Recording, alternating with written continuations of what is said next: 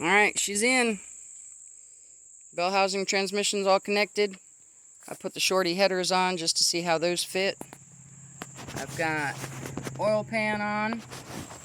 Still need to put the water pump cover on, see how much clearance we have. I can go back a little bit, so we'll see how all of that works out.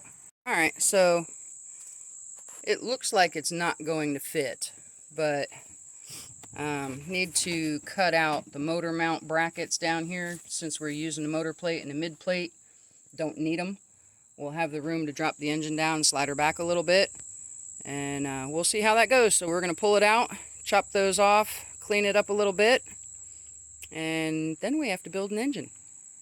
Alright, engine mounts are out. We're going to start cleaning up the engine bay and paint it. We'll be back. We have a new product to try. Oven cleaner, heavy duty, pump action. So we'll spray it around on all that greasy crap down there. Back over here on the back of the frame rails. See how it works compared to the aerosol one. Well, goes on pretty thick. Only problem is your fingers get tired. I think the aerosol actually covers better, and it's a lot easier on your fingers. But we'll let it sit, see how it does. Alright, it's been sitting for a little while. Let's see how it does.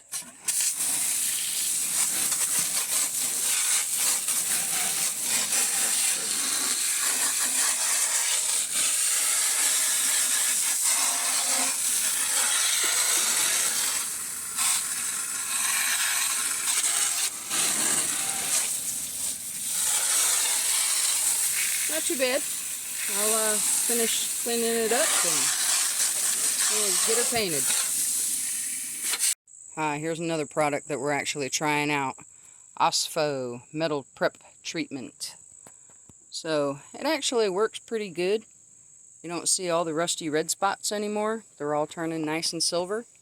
You're supposed to let it sit for 24 hours before you put a second coat on, and then it's supposed to turn black. The battery tray doesn't look like it's doing anything, but it's so rotted away. That one might take 3 or 4 treatments, but we'll see. And we're going to end this video here. Once we get it all painted, we'll be back with another video.